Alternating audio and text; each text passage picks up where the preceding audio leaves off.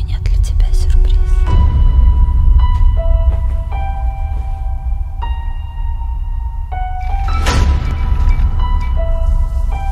Любимый. Ну, мне нравится что-то из одежды, да. Футболки какие-нибудь там, не знаю, с мерчем особенно. Мерч это классно.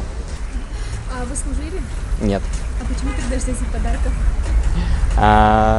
Ну, вот такое, я люблю подарки. توفای از همه خاطرمان این سخنان صمیمی از جانب دوستان و نزدیکان خصوصا از جانب همسرم است. Подарок был таким, ну, для того, чтобы подчеркнуть именно мою личность.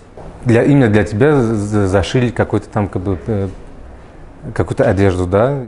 А вы служили сами? Я не служил. А почему тогда подарки ждете?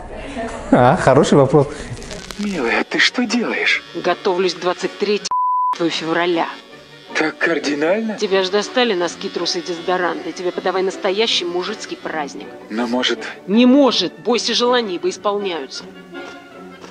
Сегодня у нас пейнтбол, полигон, стрельба из пулемета, мужицкий марш-бросок на 25 км. Не слишком круто? Ты солдат или девочка? Дед, А в этом году что вы подарите?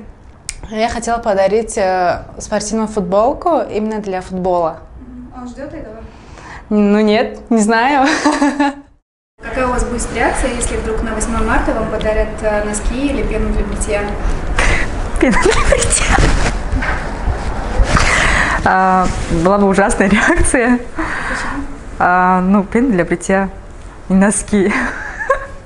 Я думаю, что женщина заслуживает другого подарка.